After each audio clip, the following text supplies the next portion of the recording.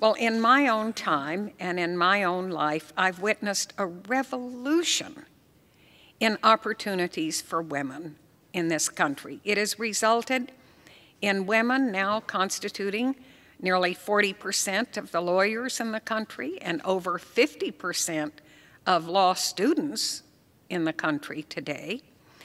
I myself, after graduating near the top of my class at Stanford Law School, was unable to get a position at any national law firm. I did get one offer to be a legal secretary, but I turned that down.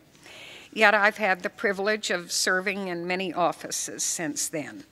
Women today are not only well represented in the legal profession and the medical profession, but they're gradually attaining other positions of legal power.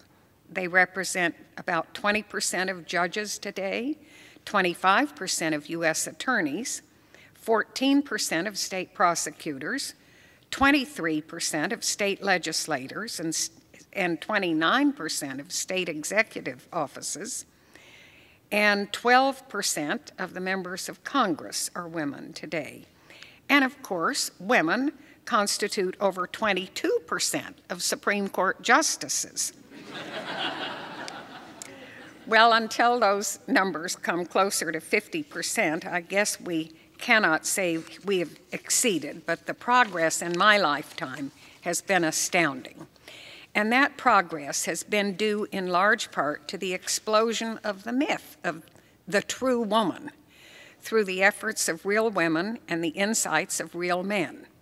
And released from these prejudices, women have proven they can do a man's job.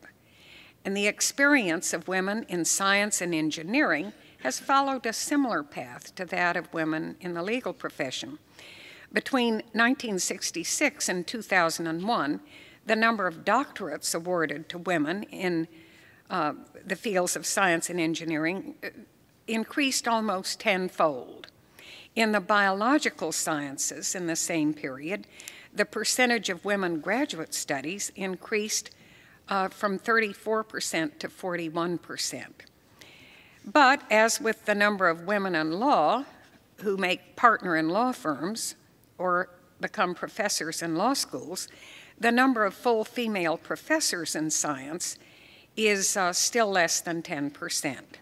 The picture is considerably better here at the Rockefeller University, where 38% of the 256 scientists are women, and where almost 1/2 of the graduate and biomedical students are women. Pretty good, I'd say, right here.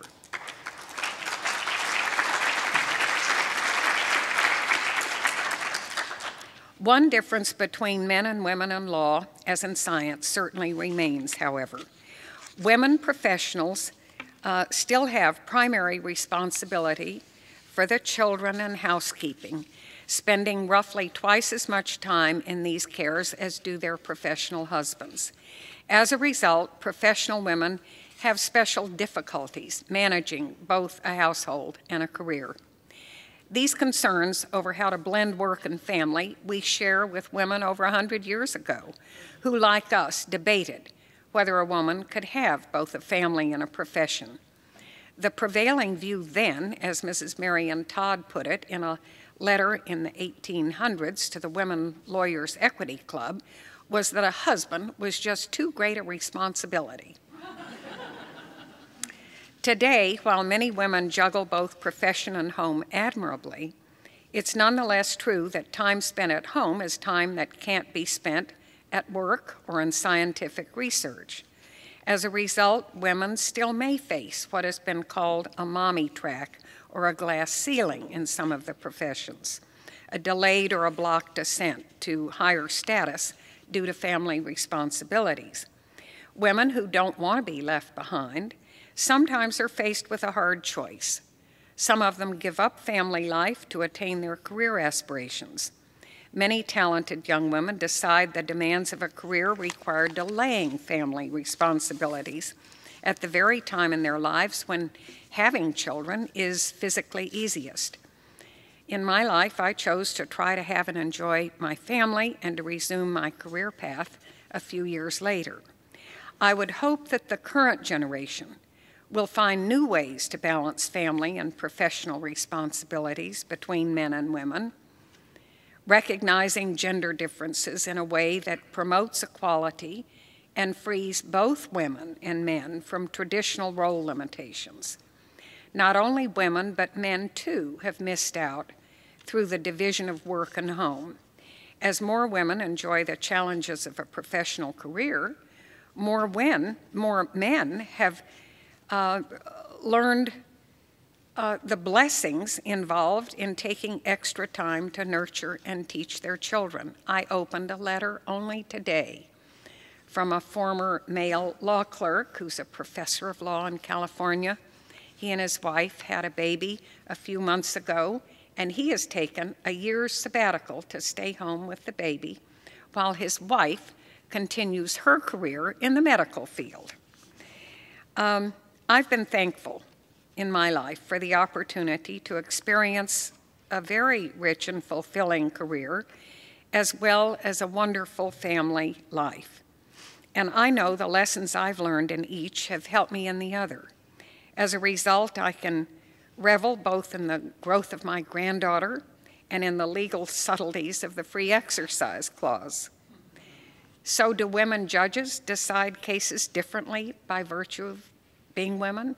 Do women scientists discover things differently by virtue of their gender? I believe that a wise old woman and a wise old man reach the same conclusion. And this should be our aspiration, that whatever our gender or background, we all may become wise. Wise through our different struggles and different victories, wise through work and play, profession and family. Tonight, we're going to join in honoring a remarkable woman in the field of science, Dr. Nicole le Douarin, who has herself become wise through her own struggles and victories. And you will hear all about her and her accomplishments in the next few minutes, and will learn why she is such a grand choice for this fine award. Thank you.